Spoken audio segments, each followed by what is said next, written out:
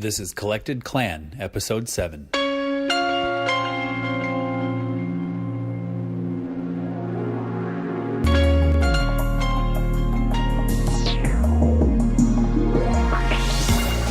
We would love to see that on a cover of a book, and we would be so embarrassed to be reading that out in public and people see the cover of that book. And I said, we have to do this then. Welcome to Collected Clan, the podcast about outstanding people I've met along the way. People with interesting stories, triumphs, and ideals. People who've made their mark in the world and in my life. I'm your host, Gregory Byerline. I've met a lot of people over the years, and many people come and go. But these people are the company that you keep. Everyday people, just like you and me. Big thank you to everyone who has subscribed and left a rating and review so far. Many new listeners over the past 2 weeks. Here's a comment from another new listener. I love the concept of this podcast. The guests are interesting people and the conversation is compelling. Keep up the great work. Thank you very much. We plan to. That pretty much sums up what this show is all about. Everyday people having a conversation, telling stories of their lives, and learning new things about each other. More than an interview, it's a conversation. And in the social media age, when most people have resorted to talking at each other, this is an opportunity to talk with each other.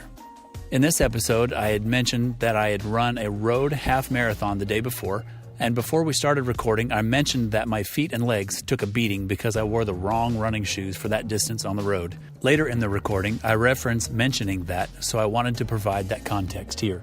Also, this episode was recorded via Skype over slow and delayed call connection. My guests live in a rural area with satellite internet, which is a step above dial-up, in their words, so there are short moments that signal delay causes to talk over each other. Even so, this is another fabulous conversation, and I'm excited to introduce to you Franklin and Jenny Baker, runners, homeschoolers, and encouragers. Let's get started. Let's talk a little bit about the running side of you guys and how you got into ultras.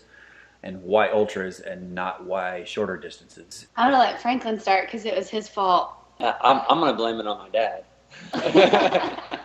Okay. Well, he would probably take credit for it and be happy with it too.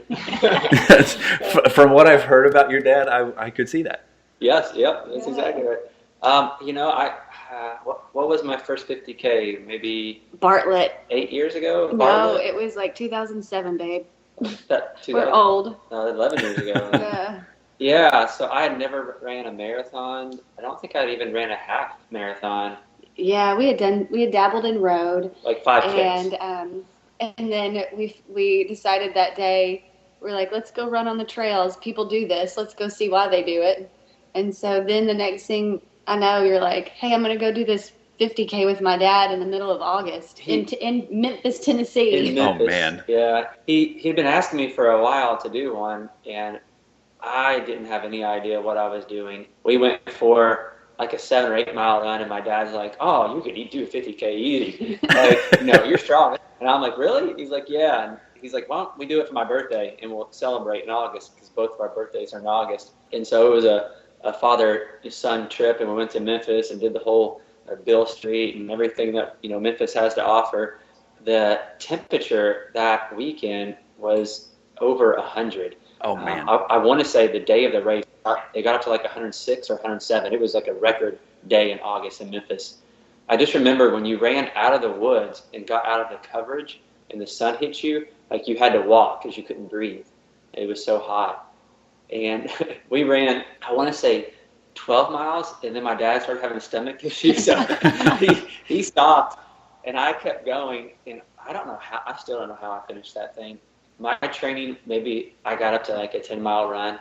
I had no reason to do that or finish that. But that was the intro into it, and it hurt, and it was painful. I want to say I felt like I threw up a couple of times. You finished because of one of the reasons we love the running community. You finished because of the generosity of strangers. Yeah. There were people who would come, spectators who were runners themselves but were volunteering and were there cheering other people on. They didn't even know you, but when they heard it was your first ultra, they took turns jumping in and pacing you because it was a looped course. I love it. And so they would get you food. They would come run with you. And that's one of the things that sets the trail community apart from other communities is the generosity of people and the willingness to give of themselves even if they don't know you. Mm-hmm. It was a good, I don't know, 4 or 5 years later before I ever tried another hike. That's not true. That is not true, because you came home and said, hey, there's this one in Germantown. Let's do it. And it was like the next year. That's right. Yes, I suckered you into one. That's right. Yeah. Yeah, but so co-misery is a thing, you know, and if a husband and wife can go through that together, then why not? And that was it. I mean, my training, and unfortunately one of my weaknesses is anything you can do, I can do better. And so I have sensed that. Shoot, if you can run a 50K, well, I can run a 50K.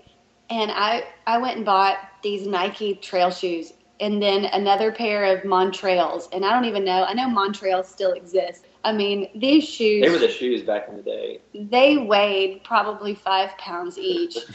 And so we went out one morning in Germantown, Ohio, and decided we're going to run this 50K. And similar to Franklin, I had only been running like 6 miles at a time on the road. You learned off me. Yep. Same training plan. And I ate for 32 miles white bread burritos. Like, I would take pretzel sticks and roll it in the white bread and eat that.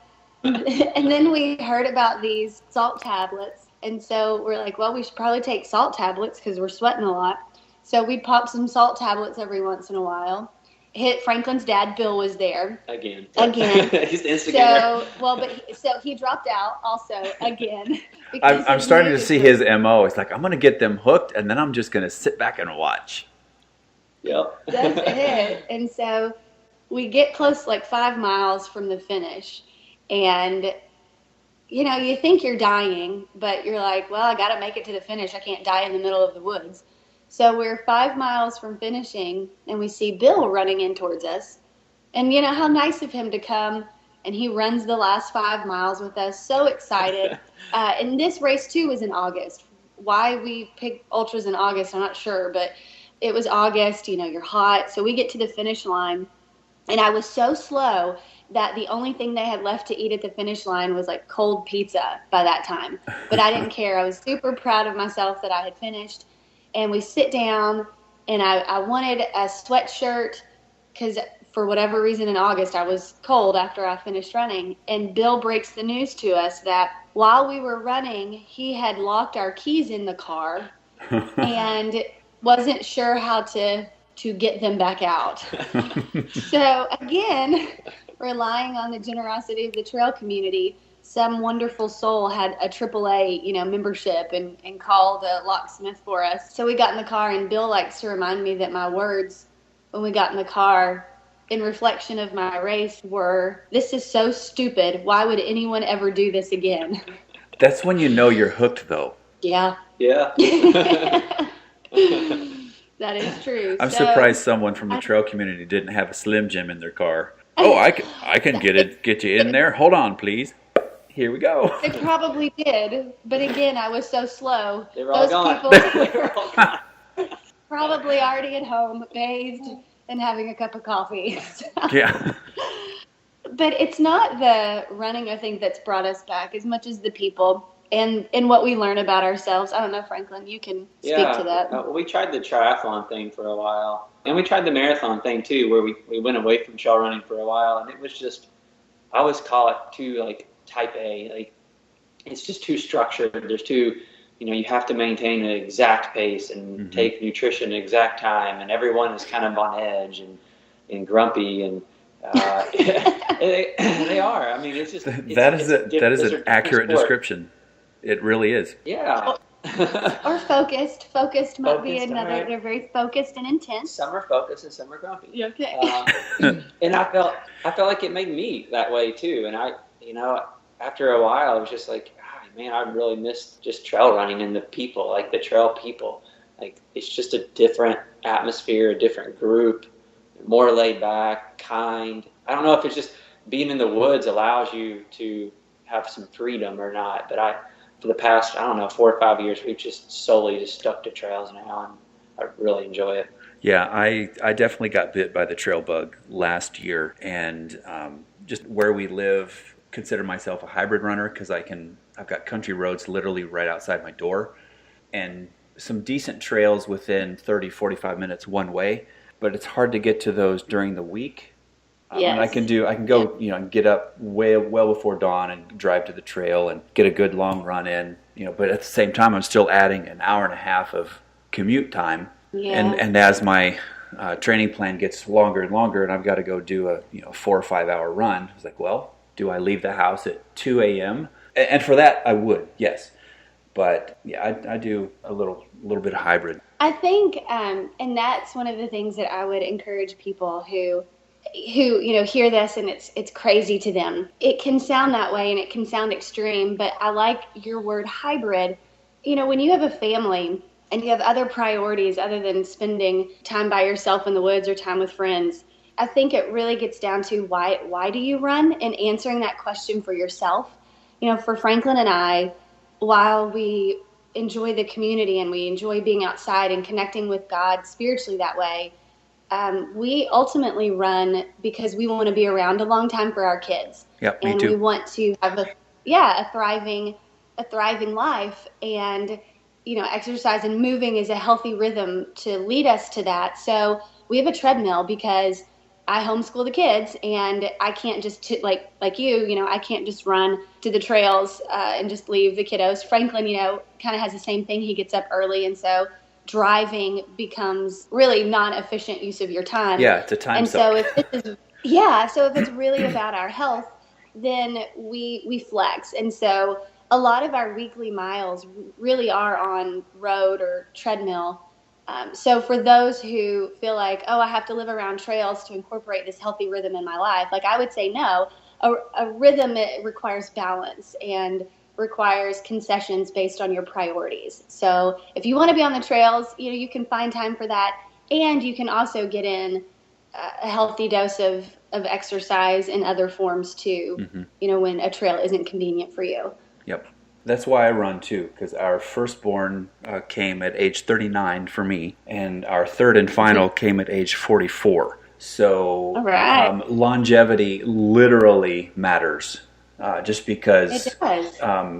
We're almost a generation off from the norm. When my kids are at graduating age, I will be in the grandparent section with other parents, and I want to be there, and I want to be healthy. Yes. Yeah. Quality with that longevity. Yes. Oh gosh. Yes.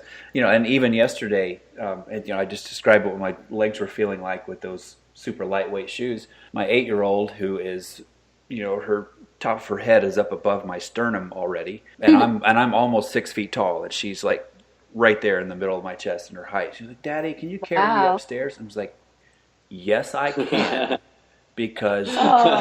This is why I stay so active, so I can say yes to questions like that. And we can go play and run. Now, the downside of that is yesterday they all wanted to play in the little grassy knoll across from our house. They wanted to play chase. And I had just gotten home from this. I was like, normally I would say yes, but this man is not running at all. I will be out here. We can walk. We can do whatever. Right. But we will run and play chase tomorrow. They were just thinking they could catch you easier that way. Well, that's true. But I have a hashtag that I use every now and then is keep moving to keep moving. And I use a run for life hashtag because that's just a reminder for me on why I started. And I actually didn't start running consistently until our third child, till our son was born. He was born in April, and my birthday came around at the end of July. And I'm like, all right. We need to be doing something about this. Yeah. I just had an annual physical not long before. My doctor kind of looked at me over his glasses. He's like, "You're borderline hypertensive. I think it's still treatable with diet and exercise. I'm not going to put you on meds." He's a marathoner, which was awesome. So he just had that mentality and not just throw drugs at you. So here's what I need you to do. He's like, "I need you to start moving. I need you to check your blood pressure 3 times a week. I want you to track it for the next 6 months. Come back. We'll look at it." And I got off my butt. Put in a standing desk at my office, and I started taking the stairs, and I started not looking for the parking spot up closest to the door, and I move. Like I'm sitting now, and I'm fidgeting. I will probably end up standing up a little bit because I'm sitting on a kitchen stool right now. But Yeah, keep moving to keep moving, man. It's just basic law of inertia. Have you went back for your 6-month follow-up? Oh, yes. Yeah. And he was like, yep, you're fine. See you in another 6 months when the other annual comes around. And yeah, that was 25 pounds later and several blood pressure points later. And, last year I was I was curious what my mile time would be because I was a miler when I was in junior high and high school. And I pulled out a 6:01 mile. It hurt like nobody's business. So when I told him that, he was like, "Okay, I think you're on a good path, and I think your health has improved, and I'll see you once a year." That's the plan. Yeah. That's awesome that you were able to influence your health based on a choice that you made. And I love that because when people say it's crazy what you do, say, running is just moving. It's just movement. So it may not work for you. It may work for you. But what I love about running is, Franklin alluded to this, we tried the triathlons and the road running, and we do dabble in mountain biking. All of those things require gear, a lot of gear. For me, in our life right now, we have a lot of different things going on. And running is one of the most simple things that I can do when it comes to movement, because it just requires shoes and a shirt and shorts. Yep. So I have to air up bike tires or find the right bike. I can just walk out my door and go. Yep, that's me too. I used to race bikes back in my early 30s, but it's time consuming and it's gear heavy. So I totally get that. Yeah. And if I travel for work or whatever, it's easier to wear my running shoes through the airport. It's all of my gear I can check on in the overhead bin, and I can run anywhere. Whereas, I have to disassemble the bike, reassemble it, ship it down there, or coordinate renting a bike or borrowing a bike. I love that, but man, that's a pain. I have a buddy who's a streaker, and what's a streaker? Okay, so a streaker is someone who runs at least 2 miles every day, 365 days a year, and so he's been streaking for. I want to say it's going on 3 or 4 years now. Wow. And there's a group of us in a text message that are friends, and he sent us a message and was like, "Guys, I'm laid over like 9 hours now. I thought I would be." I think he was going to Florida to get a run. I'm stuck in the airport. What do I do?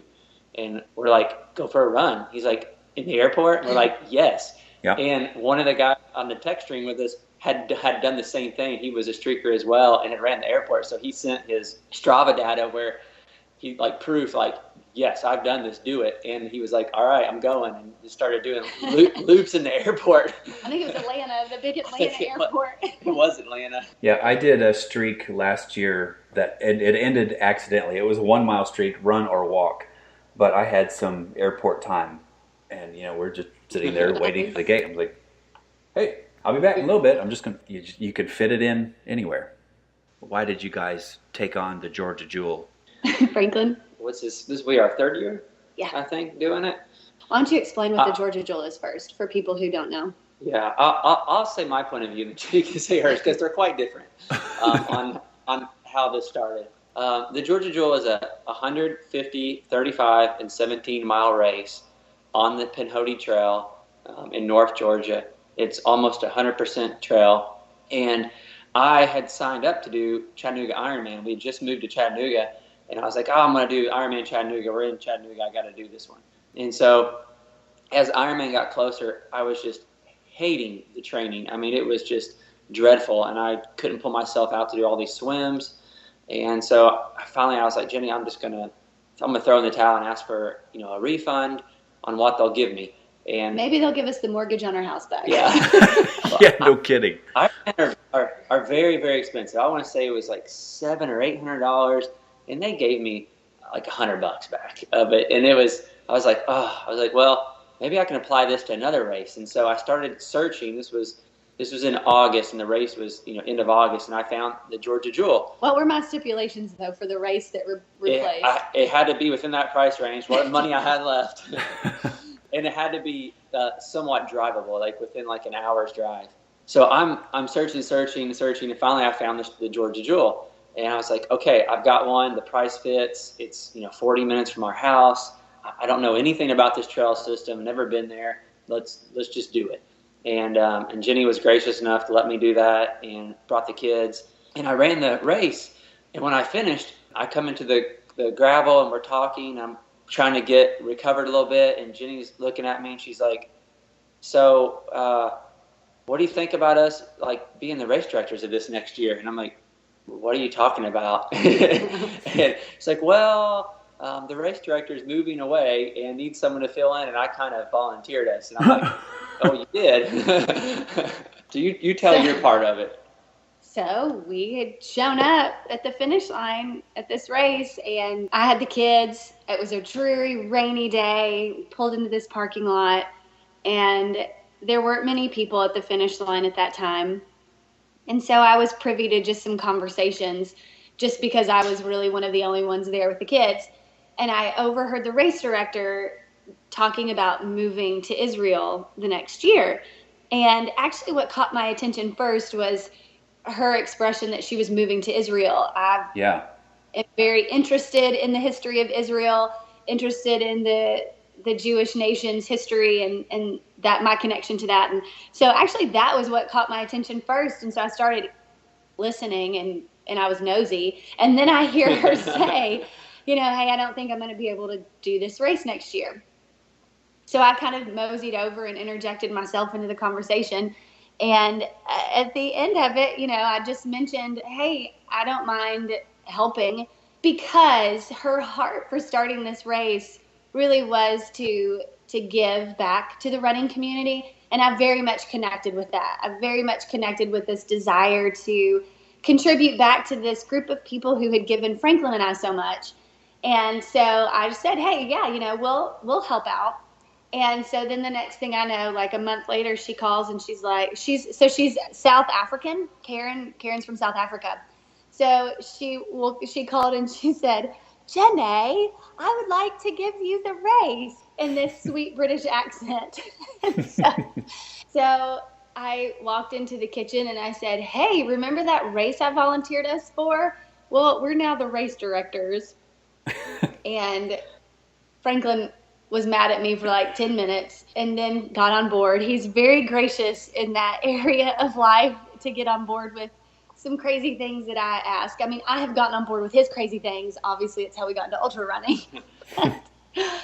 But we jumped in with both feet, and I just tell you what, I was telling some friends yesterday who I was running with that, at the end of the weekend when we host the race, it's never a feeling of, oh, look, we did it. It's a feeling of, oh my goodness, look at what these people worked hard to do and accomplished this weekend. Almost 300 runners trusted us enough to give us their time and their trust to come out to this experience that we created and challenge themselves and push themselves, and look what they did. And so for me, and Franklin can kind of give his own insight, but I walk away from that weekend inspired and in awe of what people are capable of when they push themselves and they challenge themselves. It is truly a humbling and amazing experience for me. So I don't know, Franklin, what you would say, what you get from the weekend, but that's what I get. Yeah, I get some of the same feelings as you did. And I as you were saying that, it kind of brought me back to that initial ultras that we did with Germantown, and thinking, wow, you know what? Now that I think about it, like in kind of like post-hoc, like that was us. Yeah, people were like, wow, look what they did. I wouldn't have picked them to be able to do that. Look at finish. Yeah, eating white bread and pretzels and salt tablets and all. Yes, and pooping in the woods or wherever else you need to. Oh, yeah. That's right. Yep. Yeah. I had a great time at last year's Jewel in 2017. I did the 18 mile route, and this year I am planning on doing the 35. I'm going to push it a little bit. All right. And that will be my, aside from some longer training runs leading up to it, that will be my first official trail ultra. I'm holding out for that one. So, what's another 4 miles after 31, right? That's right. Yeah. And then I'm reminded that it's the most difficult 4 miles of that 35. But it'll be awesome. It will be awesome. Especially with the twist at the end that was added now. Yeah, just a slight Don't twist. tell anybody about the Secret safe with me. surprise. It is a surprise.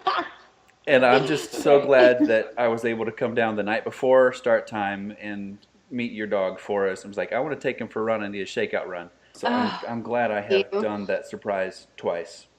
Because if it had been a surprise, that would have not been funny. Actually, it would have been funny, but it wouldn't have been funny at the time. No. Bless you for taking our dog on a run for us. That poor dog. He needed it. He needed it. He's a strong one. Well, I wanted to bring mine, but, it's September in North Georgia, and I didn't know the community down there yet, so I didn't want to just leave her with someone, and I definitely didn't want to leave her in the car. Maybe I will work out some childcare arrangements for while I'm on the trail, and then I can have her there for the overnight and at the finish line. We'll see. I don't want it to be a burden on anyone, but she would love the scene, and she would love the attention. Yeah. And the drive down. Most dogs do. You should get her to run a portion of it with you. That would be fun. I mean, she could totally do it. She's up to our longest run together is 15, I think. So yeah, she could do it. Yeah, just put her in at Snake with you. Have somebody drop her at Snake. Oh gosh, that would be a nice distraction too. Yeah. Then she could pull you up the hill. Yeah. Well, I can attest to everything you said about the community, because I have direct experience with that, especially where Franklin is concerned, because my very first trail race was a little over a year ago at Cloudland Canyon Half, which I think you single-handedly won, because I remember on the out and back section when you were far ahead of me and you came back, you were on the way back. We met on the trail and you were just smiles and hey, how you doing? And just lilting like a gazelle over the trail. And it was 1 degree wind chill and you're just do like a mountain goat. And then through the beauty of Strava, I was curious to meet some people in this new community, because after that one race, I was hooked. I enjoyed trail running, but I had never been to a trail event. I had never experienced the crazies that make up the trail running community, and it is completely different than the road community, which is completely different than the road cycling community that I was a part of 12, 15 years ago. Just different tribes. One's not better than the other, they're just different. And trail runners are a more colorful people. There are characters and personalities and quirks and even from like straight-laced accountant types, get them on the trail in a kilt and a unicorn hat. Yes. And then it's a party. So I was curious who these people were. And I ended up running with some people on the trail, and I wanted to see if they were Strava users, because I enjoyed the chat, and they were just super cool. So I wanted to think, well, let's use this social media of Strava and try to build some friendships. And there's a feature on there called Flybys, which basically allowed me to Strava stalk just about everybody that was at the race. And I was, okay, well, who won this? Who was this gazelle? And it ended up being Franklin. So I think I just sent some, hey, good run, good seeing you, yada, yada, yada. And somehow we got in an email conversation and discovered that not only were we trail runners from that community, but we also share a homeschooling thing. So I had some questions about that. And just through just general surface chat, Franklin had invited me and informed me about the Georgia Jewel. I was like, well, that sounds cool. And it was cool. Yeah, I love how interconnected it all is. You guys are doing a killer job building the community around the Georgia Jewel. And it's my favorite sub-tribe of trail running. Everybody I met down there is just super, super solid, even in their craziness. So whatever you set out to do, you're doing it and keep doing it. And I won't say don't change anything, because I know you won't. You'll make things better and make it even cooler and cooler. So just keep doing the Team Baker thing. Thank you. Yeah, I'm trying to get everybody up here that I run with to come down and do it this year. All right. Yes. Make the finish line fun. That you guys do, for sure. Let's take a quick break for a nonprofit spotlight selected by our guest. Water. It's life's most basic need. But there's a water crisis in our world right now. Seriously, a crisis. Nearly 1 billion people live without clean drinking water. It's happening all over the world, especially in developing areas of sub-Saharan Africa, Southeast Asia, and Latin America. It's a water crisis because it starts with water. But water affects everything. Education, health, poverty, and especially women and children.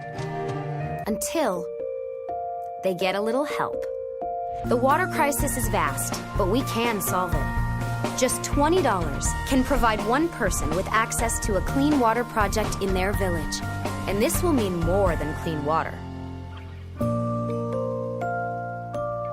Because water changes everything. Join us. Learn more at runforwater.net. That's run with the number 4, then water.net. runforwater.net. And also visit the show notes at collectedclan.com/teambaker. Now back to our conversation with Jenny and Franklin Baker. Why do you guys homeschool? What's the purpose and the challenges that you face with homeschooling your kids in Chattanooga, in the mountains, and all that stuff? For us, we want to be the main influencers in our kids' lives. We want to be the loudest voice that they hear because we believe that they've been given to us for a specific purpose. It wasn't an accident that Lucy and Levi ended up with us, that we are the right parents for them. And so we believe we have things that we want to impart to them without distraction. And so we believe that's part of our purpose as parents and just as individuals. We love adventure. Like, we love to travel. We love to explore. And I remember the first time I went to Washington, D.C. Gosh, I was out of college. I was an adult working. And it was the most amazing experience I'd ever had because finally, after all of these years, history came to life for me. And for the first time, it wasn't in a textbook. It wasn't a lecture. It was actually real life. And I got to interact with it and experience it. And I thought, man, this is what education should be. It should be experiential. And so I remember thinking, like, if I ever have kids, I want them to have a highly experiential education. And I'm very thankful that Franklin and I mean, there are a lot of things we fight about in our marriage, but this was one that we were both on a similar page about. And in Cincinnati, where we moved from, the homeschool community was very robust and rich, as it is in most big cities, just because you've got a great pot of people that you get to connect with. And so we had the privilege of watching a lot of families successfully homeschool their kids, and we personally connected with that. We thought, yes, this looks like a good fit for our family. The rhythms, the way that they are connected as a family. Well, I'd also interject that we didn't like the rhythm that we were currently in, and we were both working full-time jobs, doing stuff on the side, and then our kids were with a nanny or they were in some type of childcare, and we would get home and it was like, so-and-so, took a step or whatever and we didn't get to see it, or so-and-so had a fall and, they were hurt and we weren't there to care for them and console them. And that broke our hearts to have our kids in that type of environment. And one of our goals with moving to Chattanooga was to scale back and to say, okay, we don't need as much, we don't need to make as much money, we don't need as much things. We can do more with less, with just quality. And so we moved here with the idea of slowing down. And part of that was, hey, Jenny, your job is going to be the homeschooling the kids and taking care of the kids, and in that way, if they do fall, like, one of us are here. And then my job also was going to be, okay, we're going to make a little less money and we're not going to work 40, 50 hours or drive an hour to work. We're going to make it closer, and I'm only going to work 30 to 40 hours. And we've done that now for 3 years. 3 years, yeah. And it's been hard. I mean, it's been difficult. Like, life was really nice in Cincinnati, where you have 2 incomes, you have a nanny. We were in a neighborhood where there were just kids outside all the time, and so life was really easier. But it was also very stressful. Yes, but Yes. Very stressful. it wasn't as peaceful. Yeah. Like, it was easier, but it wasn't as fulfilling or peaceful, I think. Yeah. So yeah, we took the big step and moved, and we have 530 acres of land. Oh, wow. And We bought in conjunction with her parents. yeah, we live on it with my parents. So it's intergenerational living also. So my mom does a day of school for our 5-year-old. Well, I take Lucy to another homeschool co-op that we're part of.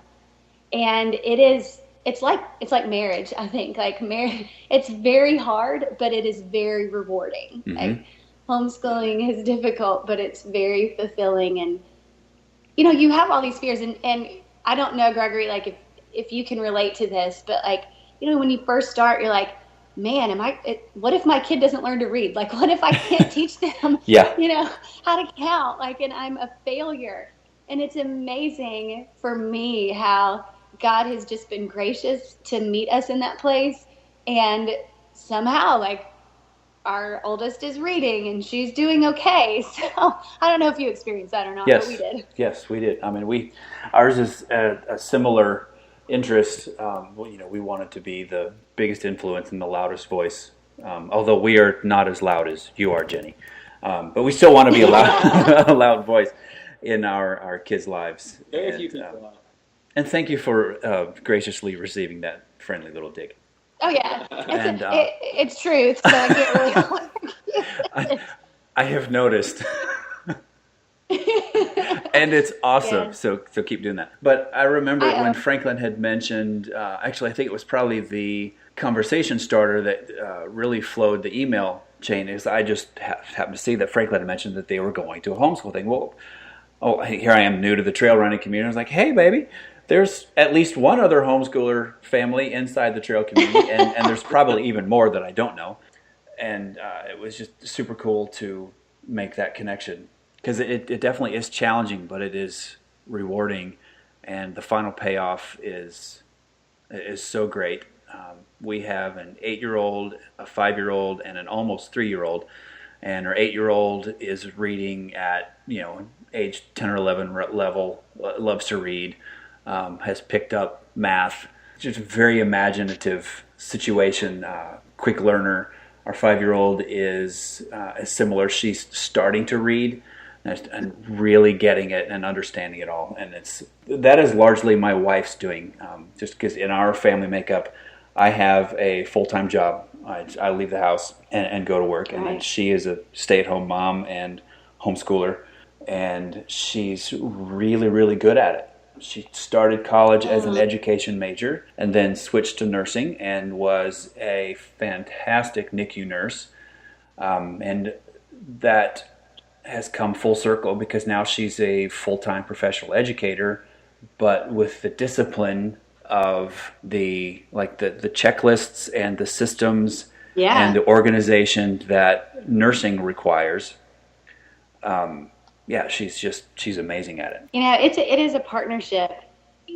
I'm so thankful to be able to stay home. I remember leaving for work every morning, and there was always this tug at my heart where I would see the kids wave to me out the window.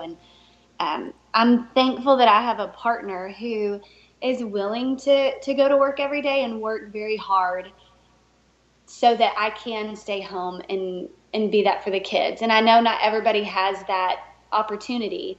And so every day, even on our worst days, I am so thankful for having that opportunity to do that. So it is a gift that I hope I never take for granted. Yep. And it definitely comes with some challenges, doing the single income thing and yada, yada, yada. So our house we're currently in is a new house. We moved out here. We were just a party of 4. So we built a house that was great for a party of 4 plus my freelance business. So I had an office, and we had a guest room. So when grandparents were in town, we could host them, and et cetera, et cetera. And halfway through the build, we find out we were becoming a party of 5. So there goes my office. There goes the guest room. So it was definitely interesting. Parts of us want to downsize even for or right size is a term that is more palatable and simplify a little bit. We're not quite there yet because we love our neighbors. We found a bunch of homeschool families in our neighborhood, and Oh, wow. they have kids that are within walking distance. And when the weather's nice, there are dozens of kids out running around and bikes everywhere. So that makes it a little more challenging to uproot from. Yeah. But yeah, it's super cool. It's definitely challenging, but also say- rewarding. The bigger the challenge, the bigger the reward. Just like, the longer the distance, the harder you have to train, but you feel like you've got such a sense of accomplishment. So ultra running is translating into this ultra race that we run in the race of life. Yeah. Do you get the same feeling like when you cross the finish line and you have that sense of, I've worked really hard and this is really rewarding? Like, do you feel that same way when you guys have pushed through like an educational challenge with your kids, like together, where your kid finally grasps it and Yes. you both feel like you've crossed the finish line? Like, it is Yes, such we a do, great but feeling. we feel even more accomplished because the education finish line is far more important. But yes, Yes, it's exactly. it's a sad comparison, but it's an apt comparison. Yes. It's cool because you feel like you've done something together. Like, Yes. and it brings, I feel closer to my kids because we're working together towards this goal. And when we accomplish it, it just feels good. Yes. Yeah, and one of the challenges to that is our kids are with each other all the time. So when the neighborhood kids are out playing, it's, yes, go play, go have fun, take a break from each other. And we've gotten to where you can just feel the tension in the house. You're not in trouble, but I need you to go to your room. Yeah. Because let's instill in you the gift of understanding solitude and quiet. Yes. Ring the bell, separate, go to your neutral corners, relax, take a nap, read, play with your own toys, shut the door. It's okay. Our oldest, Molly, she would be a road runner because she's very, very, very type A, which is a strength of hers, but it's also a challenge because she's easily irritated. I'm like, you don't have to storm out of the room. You don't have to run off in a fit, but it's perfectly fine to say, okay, I'm going to go be by myself for a little bit. And I'm trying to graciously teach her how to leave a situation, go to your neutral corner. Each of you have your own room for a reason at this point. And if we're not going to use that reason, we'll get into a smaller house and we'll bunk you up or something. Then you'll never have some time alone. But That's right. I mean, it's all life lessons that we're trying to instill. Well, that's what's so great about bringing it back to trail running. I'm a very type A person, and being alone in the woods is where I get that freedom and I get that ability to de-stress and feel God's presence and be in nature. Yeah. So she would be a great road runner, but maybe she would enjoy trail running. Oh yeah, I think so, very much. Yeah, when I take her out on some of the local walking trails and hiking trails, I mean, it's always, ooh, look at this leaf, or and wow, I saw a bug, or did you hear that owl? So yeah, Yes. they're a little bit on the. I don't want to say they're too young because your kids are younger and they're out in the woods all the time. But our schedule has not allowed us as much time in the woods together as a family, but we take every opportunity that we can. And speaking of the, whatever you do, keep moving, keep moving. My wife is more of a walker than a runner, largely because she was a ballerina for a long time. Oh, wow. And once a ballerina, always a ballerina.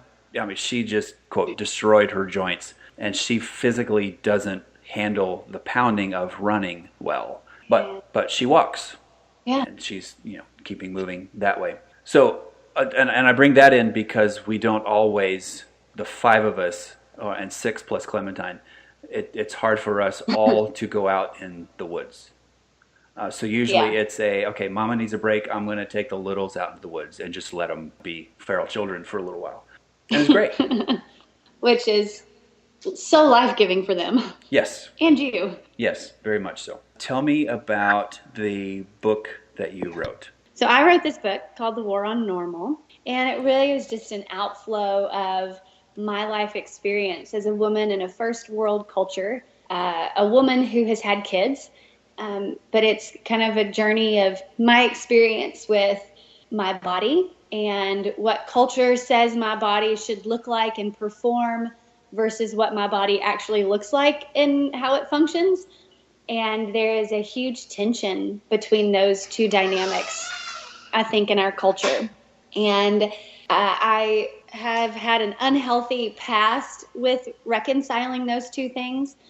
And so it really, after I had kids, really drastically shifted because for the first time I didn't have control of some things. I mean, if you have had kids or your bladder, yeah, Franklin just yelled, your bladder. If you have had kids or your partner has had kids, you know that you get really surprised by the aftermath of carrying and birthing a human being. And our culture doesn't talk a lot about that, nor does our culture do a good job giving moms and women roadmaps on how do you reconcile what you see in the media versus what you see in the mirror. So I just shared my journey with that along with one of my friends, Sarah. She has written several books on pregnancy and delivery. And so she and I teamed up and started back in 2015. And it took us 2.5 years to write a book because we had to journey through it first. And because there is so little in the resource department in that area. So we really had to do a lot of digging. The book, I love the book because it's a great blend of research, but also personal anecdotes. Sarah's a great storyteller. And so there are a lot of personal stories woven into the book. And I love research. So if you tell me the sky is blue, before I believe you, I'm going to need some research that proves why the sky is blue. So I like editorials, but if your editorial doesn't hold up against what I can research and find, science yeah, right. I'm most likely going to discard your editorial. So right. Sarah brings stories to it, and I hopefully bring just some research for those who are research-based to it. That's very cool. The writing was a lot easier than the publishing because all of a sudden when you open up a very vulnerable, raw place of your life and other people are reading it, you feel very exposed and it's very scary. So I didn't anticipate how uncomfortable it would be to release the book. And some of Franklin's running guy friends said, they're like, oh yeah, we're going to buy the book and read it. And what did I tell you to tell them, Franklin? I said, tell them not to read it. The biggest favor they can do is don't read that book. There are way too many personal things in that book that I don't want them to know. That's hysterical. But it was a great experience. Definitely stretched me and challenged me. Well, I remember when you had started talking about it on the interwebs, you shared the cover, and I was captivated by the cover largely because I am a photographer. Right. And I have the ability of retouching someone into something that they're not. Yeah. And I loved that the cover was full of tiger stripes. And it was still tastefully done, and it was black and white. Also, I mean, honestly, that was the first thing that caught my attention because I love black and white photography. But I appreciated the symbolism that cover had. I thought whosever idea that was nailed it. It's the perfect cover for that book. I have not read it yet. I may, simply because. You can skim it. Fair enough. I've told a few people about it. I've given it to Megan to read because I know that it will be interesting to her, especially coming from a ballerina background and mother of 3 children. She's married to a photographer, blah, blah, blah, blah, blah. And she may have cracked it open a time or two. I've not really checked on it yet.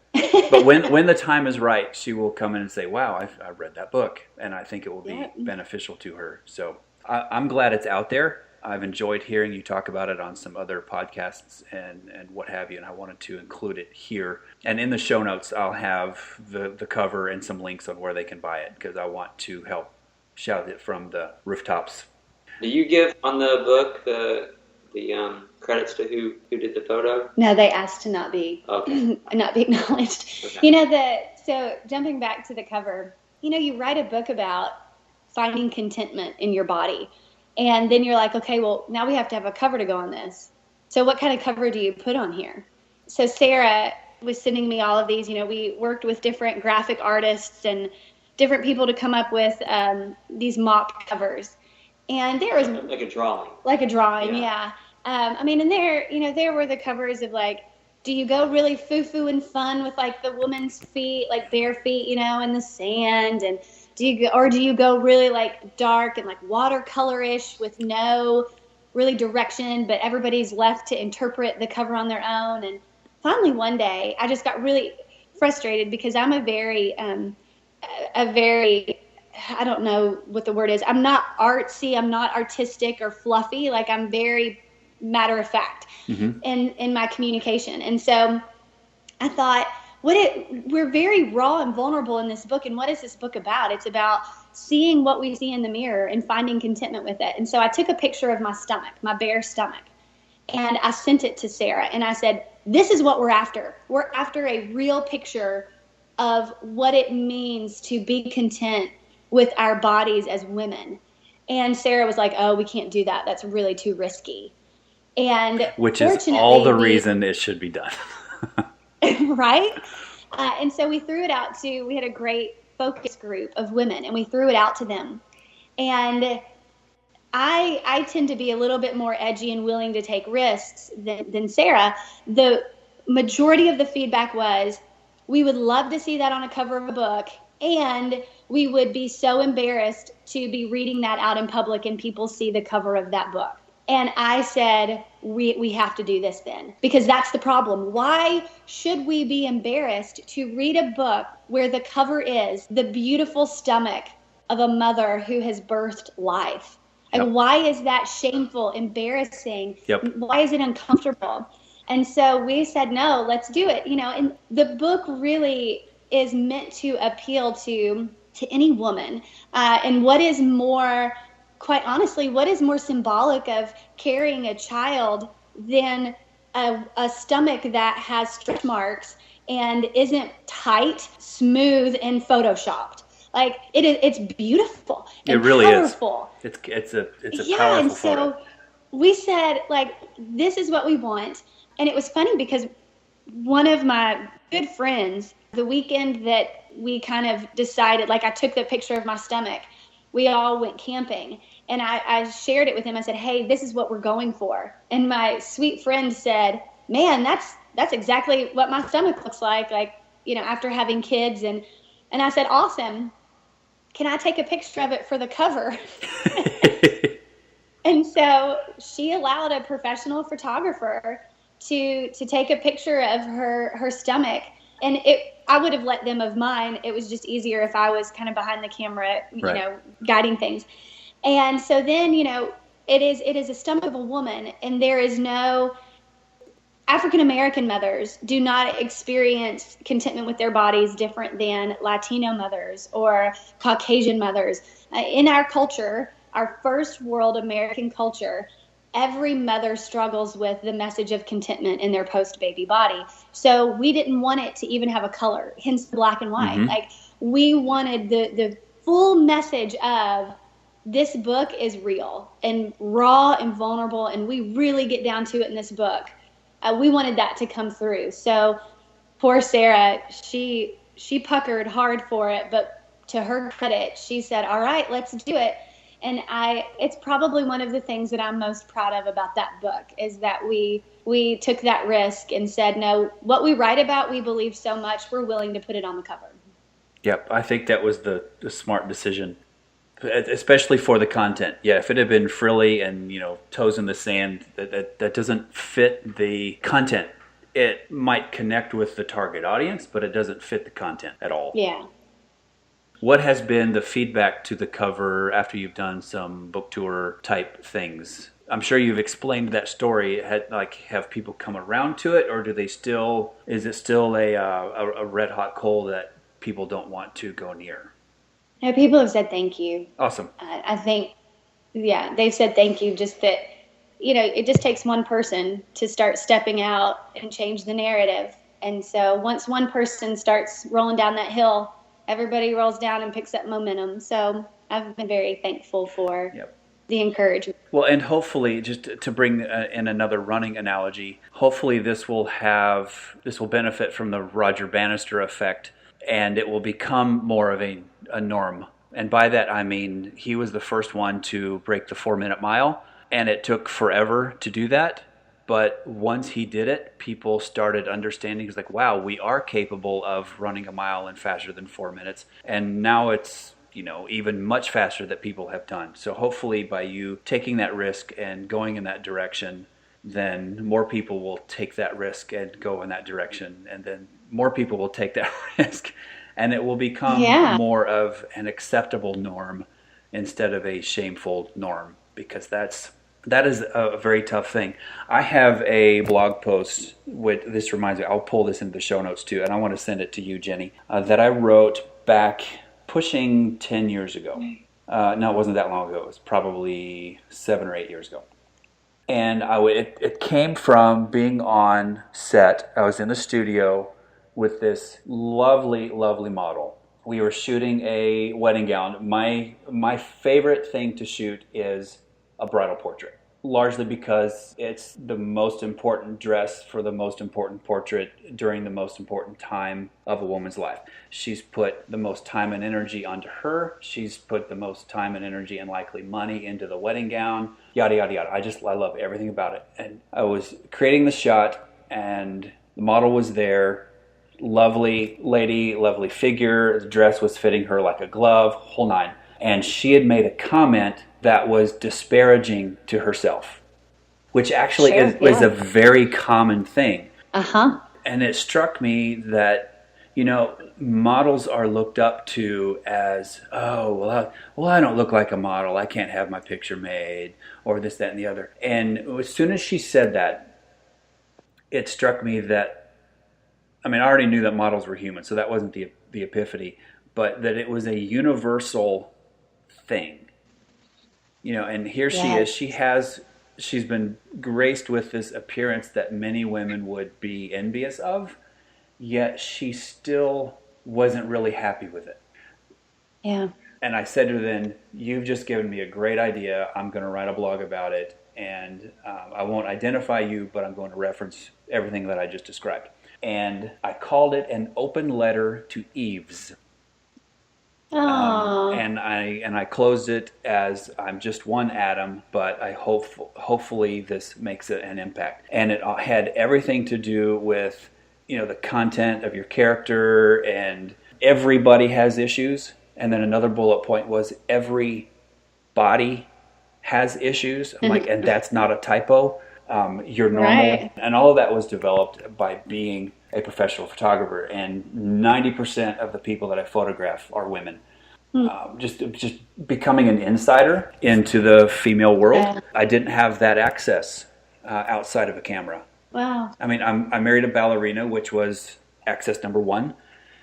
And then I eventually become a father of 2 daughters, which is access number 2. And it started impacting what I photograph and why I photograph it and how I photograph it and whether I will photograph it or not. So that book really, really resonated with me on a cognitive level due to all of that. So I'll send you that blog post, and I'll include it in the show notes also, because I wanted to get out there.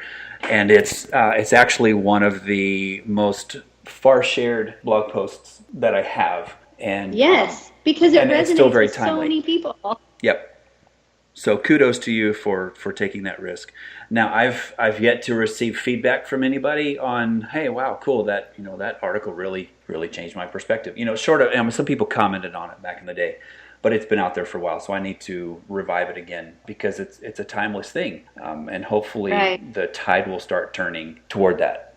Yeah, I see it and sense it, and I'm hopeful for it. So everybody like you that can speak out in the areas of influence that we all have, if we would all do that, then we could turn the big ship. Yes. It's the Titanic. It's going to take all of us. It takes a long time to turn, yes. It's a big cruise liner. Yes. We're not driving a little motorcycle here. Right. So it's clear that you are really, really big on what I will call female empowerment, or encouragement really is what it is. And from that, you have started a new adventure called She Ventures that I would love you to share about also. Because I think this will be another catalyst into affirming the awesomeness that Eve has. Yeah, I think what has allowed me to pursue a passion of encouraging women to embrace how they've been created is having a Franklin who has encouraged me to be who I've been created to be. I'm thankful. I have a dad who has always, when I was little, so I was first born in Texas, and I just wanted to do everything that I saw my dad doing and my mom, but I had the joy of being invited into my dad's world as much as I was invited into my mom's world. And because of that, I felt freedom to pursue the things that I had a personal affinity for and that I had a personal gifting in. And so because I had that dynamic in my house, I think I naturally looked for that in a partner. And so Franklin, his mom, is very strong and a very capable woman who, has had her own business and raised Franklin to appreciate that about her. Franklin, would you agree with that? Like, your mom really encouraged you to see women as capable as men. Yeah, I think she did that. But she did it. I don't know if she did as much through words as through example. And she led that life. 2 businesses, actually, she's started and had me right along beside her. Like, this is how you do it. And I've never viewed women any other way. It was just part of life. That's awesome. Yeah. And so one of the things is Franklin and I have kind of gotten into this experience. Now, that we're pushing 40, we have a little bit of experience to look back on. And as we've journeyed through what health looks like for our family, but also being parents, I think we've kind of each found a unique niche in being able to invite people into our lives to share some of those experiences and the things that we've learned. And one of the things from a female perspective that I think we've seen, Franklin coached for years a running group in Cincinnati, and I kind of tagged along on that journey in a different way. But one of the things we've experienced is women not believing they're capable of doing things physically or outdoors especially. And I think the outdoor industry and culture has been largely male dominant because the narrative that we have in America is a masculine narrative. And so, if you look back through, generations and in America, the history is that women's place has been in the home largely. And while that's wonderful and I love my place in the home, and when I say that, I love investing in my kids and investing in my family domestically. But I also love experiencing the outdoors and challenging myself physically. But women have been given this story of pursue comfort. Actually, all Americans have been given this story. That's society at large. Yeah. So like we have air conditioning, and if it gets hot at all, like we turn the air conditioning up. Like we just have an intolerance of being uncomfortable. And because of that, we miss out a lot of things. I think, Franklin, you probably see that in your medical field a lot. Oh, yes. I see that a lot, but also I work in a place where people are coming to have more of a lifestyle change. But in the same point, when Gregory, going back to you and your doctor saying, I need you to move more and I need you to work on your diet, like those things aren't comfortable at first. After time, yes, they're very rewarding and you love it and you get to really enjoy it. But those first few months, it is, for most people, it is stepping out of their true comfort zone. And so talk about women versus men. Like when you encourage women to do something different for different results, like how do they respond different than men? Yeah, men, from just in general, now I wouldn't say all men are this way or all women are this way, but a lot of the men I see are much more likely to say, like I say, hey, you need to start moving, like Gregory, and go for a run. And they're like, oh, I'll do that. I'll get up in the mornings and start doing that. And women are like, I don't have anybody to go with me. I don't, how am I going to do this by myself? And it's maybe a little more intimidating or scary for them. And I'm just talking the masses. Now, there are the exceptions. There's the Jennies out there that don't really care who's with them. They're going. Right, but to that, women have to be a little more concerned about safety than we do. I mean, I do a lot of my runs at night on country roads by myself. Wow. I would not want, any female that I know to do that. Not because I want them to be able to do that, but I'm not sure society is allowing that at this point. I'm not sure it's prudent for them to do so because there's so many idiots out there. Yes. So yes. Yeah, and that's the problem. Yes. Yeah. The big problem. But the women are more, they're also intimidated because of the how. Like, well, how do I do that? Like, okay, I'll get moving. Because you're really good, Franklin, at saying, what do you like to do? If you're encouraging people to create a healthy rhythm of moving, you're like, do you like to hike? Do you like to bike? Like, do those things.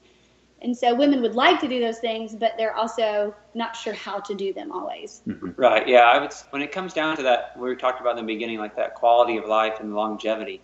Like, you don't have to be a marathon runner. You don't have to be a trail runner, as long as you're moving and the body is in movement of something. So whatever it is that you enjoy doing, whether it's playing tennis or rowing or rock climbing or taking the kids out and playing kickball or going for a hike. I mean, there's so many options and things that you can do. And Edis and I talk to women about, like, trying to expose like ideas.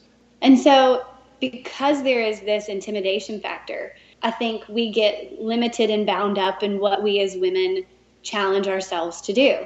And so one of the things that I've had a vision for and really a dream of is creating an experience just for women that allows us to connect with each other and encourage and inspire each other to try new things in the outdoors. So we live up, in this property. And one of the things that Franklin and I really have wanted to do is share the outdoors with people who don't normally get to connect to the outdoors, and in a way that's accessible and relatable for them and not intimidating. Mm-hmm. And I know for me as a woman, so we just started rock climbing like the past 6 months.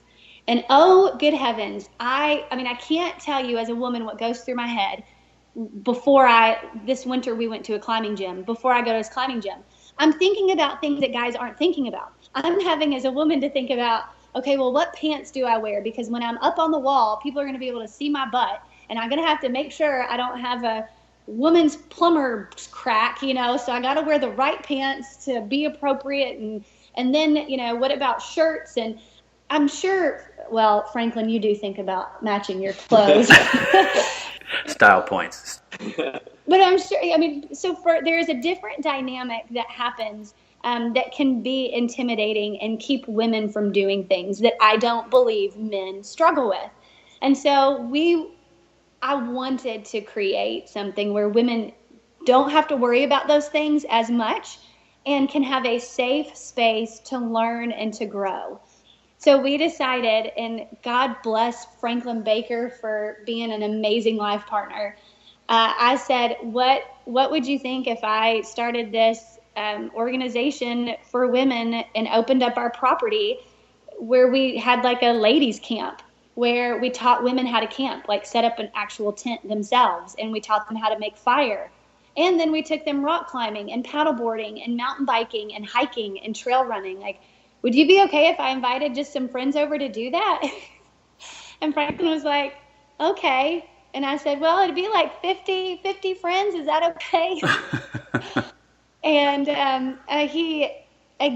it takes having a good support system to embrace who we are as women. And he is the best support system, along with my parents, that I have. And so I got a group of women together that I trust and that I enjoy being around. And I said, all right, let's create Lady Camp. And the first thing they said is, well, you can't call it Lady Camp because that's just terrible. That is pretty bad. But again, I'm a very blunt, practical person. So we created She Ventures, SheVenturesEarth.com. And one of our first domestic experiences here in the States is going to be at the end of July this year on our 500 acres, and it's called She Ventures Camp. And so I just tell you what, I've been blown away. REI is one of our major partners. They're bringing in mountain bikes and rock climbing gear and all the instructors to go with it. So we actually have like professional instructors helping us. Nice. And we have another local company who's doing the paddleboarding stuff.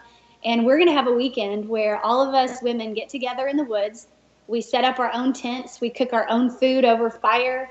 And we try new things that challenge us personally. And we encourage each other. So that's going to happen this July. And Franklin's going to be our medical Sherpa. With two kids on my hip. With two kids to make sure it all goes okay. Hey, if Jenny can pull that off, Franklin, you can pull it off too. Get your hips going. That a boy. That's exactly right. That's right. So put those muscular really arms to work there, Mr. Baker. Yeah, big strong back. One of the things I'm excited about creating a safe environment for women, but I am so excited about, I know this sounds really crazy, but our accessibility and the price point. When we started looking at these things and experiences like this, one, there's just nothing around that's like this, but two, the big things that are like this in the States are typically out west, and they cost over $2,000 easy a weekend. And so we're keeping ours we're just covering costs, and we're hopeful that more women can engage because we have a way lower price point than any of the other things that are out there. So our goal is to get as many women outdoors and connected to each other as possible in any way that we can. I think that's a fantastic idea. And I've loved it since you first announced it. So I hope it really, really goes well.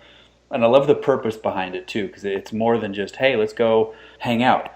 But it's, hey, let's go stretch our boundaries. Let's grow a little bit. Let's experience life. Let's have some challenges. Let's get dirty. Let's get, you might break a nail if you even have nails, because moms don't usually have nails. Or whatever, let's just push the boundaries and see what we're capable of, which again comes down to the whole ethos of what the trail running community is. Let's test our limits. Let's push our limits. We don't really know what we're capable of. 5 years ago or however long, 10 years ago, no one really thought that a 200-mile race would be even palatable. And now it's like, the new big thing is the new 100-miler. I was like, good night, people. Right. Here we go. The banister effect. That's right. I think it gets crazier and crazier. Is it crazy, Franklin, for you to be married to a person like me? Be careful how you answer that. Culture? Be careful.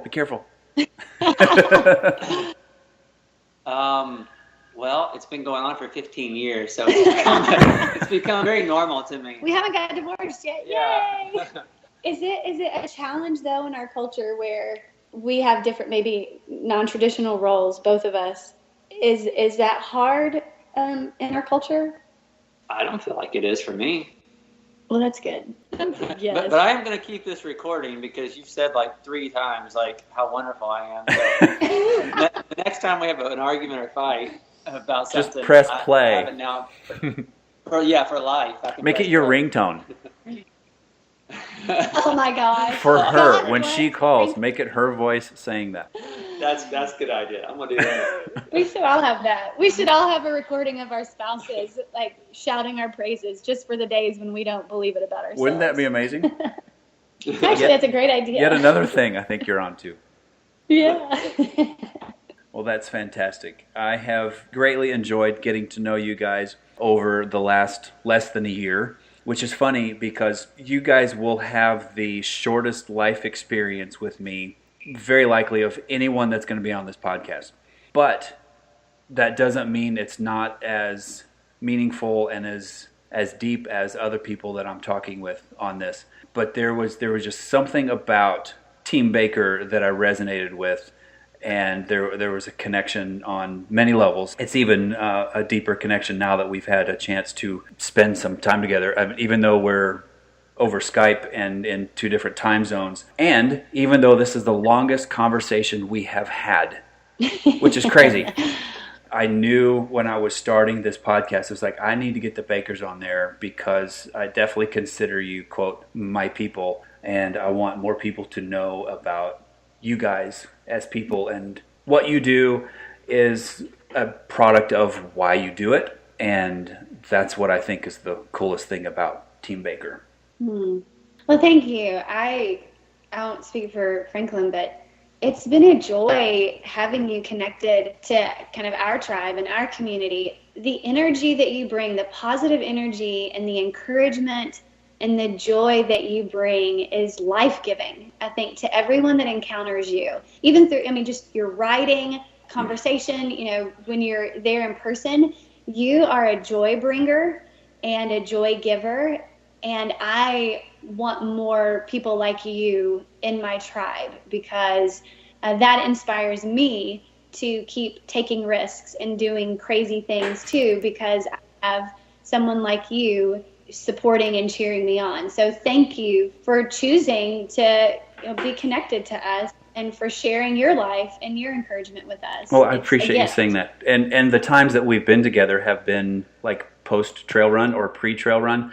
So I'm going to give a lot of the credit to just moving and being out in nature, because that has been a happy place for me. It's somewhat of a rejuvenator. Even though we're pushing our limits and literally exhausting our bodies, it's so enriching to the mind. So it's all cyclical, which is why I was so thrilled to become a part of the Baker tribe. And I think it wasn't long after the Jewel. It's like October, November. I messaged Franklin. I was just like, I need to jump back into this tribe. I'm like, is there any other races that you guys do? And he's like, nope, just the one. So you don't ever ask him. Always ask me, because if you have an idea, I'm like, let's do that. That sounds good. That's fantastic. Well, thank you for your time this morning. I look forward to introducing you guys and all of this stuff to the listeners out there. And just thanks for being you and doing what you do and why you do it and all that. Crazy people unite. Yeah, thanks for having us again. We appreciate you inviting us. We appreciate your friendship. Yeah. Absolutely. There you have it.